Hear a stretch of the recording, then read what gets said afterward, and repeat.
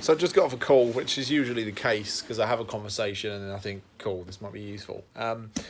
One thing that's very common with clients, my clients, me, old me, young me, don't know, me of the past, assuming the past exists, is how self-critical we can be.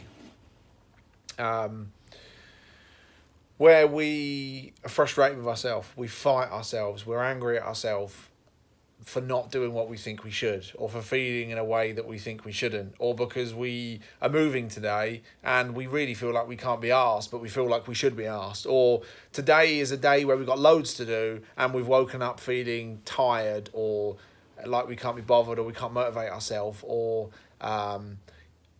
we just feel okay today, but we need to feel how we felt yesterday when we felt on fire, and there's this real kind of high standard for ourselves, this constant critical nature. Normally, people like that, potentially people like us, can then actually be quite abrasive with people around us, colleagues, staff, etc. Because we talk to them how we talk to ourselves, where we're always pointing out what they haven't done, or we're always quite short-fused with them, or it's like nothing's ever good enough, and people can feel like they're on eggshells around us.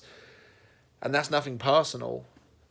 Well, it's personal to us. It's not nothing personal for the other person, but it's because of how we're living inside of our heads, where we're constantly arguing with reality. We're constantly arguing with what is. It's like how I'm feeling is like shit, but how I should be feeling is like this. So therefore I'm going to get pissed off at myself because of it and beat myself up because of it. Or what I really need to do today is get loads done, but what I'm finding myself doing is being fuzzy-headed, so I'm going to be pissed off at myself for that. Or what I really need to do is get loads done, but what's happening in life is I've got loads of unexpected things come up, like traffic or a burst pipe or staff ringing me or some disaster. So I'm now going to be annoyed because the world doesn't look the way I think it should. It's like, what I notice is most people aren't living in life. They're not living in the present moment. They're not living in what is reality.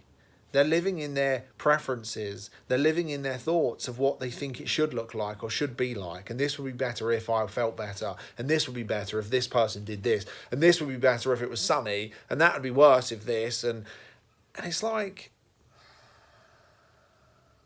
we're just not in the moment. We're not in the present moment. We're not responding to life. We're reacting to our thinking.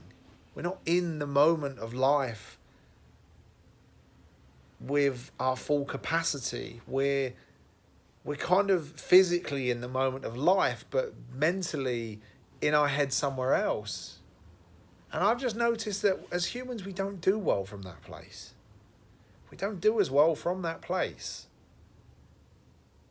It's like everyone's living two lives. They're living the life of what's real and the life of thinking in their head. And then they wonder why they're not really enjoying it. But it's because they're not really in it. They're not really in their life. And hopefully that makes sense. If you watch my stuff, then it's going to make sense to you. If you don't watch my stuff, then it probably won't. Who knows? Who cares? But this goes far beyond stress, and it reaches into, I should be more successful than what I am. Even though when you look at their life, their life's amazing, and you're like, what the fuck? How much more do you need? And that's not a criticism. I've been there and I can get caught up in it sometimes, because it's like the reason it isn't enough is because of the thinking that we don't feel we have enough or we're not successful, which means it'll never be enough. Because they're not in their life. They're not really in their life saying, wow, this is what I have in the form of whatever the form is. They're in their thinking of it not being enough, or they're in their thinking of, well, this is okay, but, and this would be good, but, and this is okay, but he has that. Do you get what I'm trying to point at here? People aren't in their life. They're in their thinking. They're not in the moment. They're not in the present. They're in their thoughts around how they think the moment should be.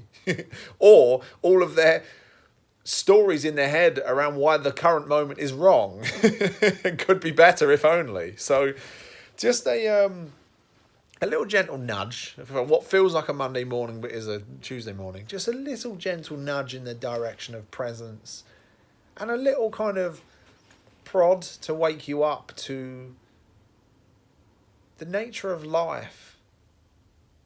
Like, how much are you really in it? And how much are you in your thinking around it? And preferences and stories and imagined futures and relived pasts. That's just what I'll leave you with for now. That's me done. But anyway, pleasure as always. Speak to you soon.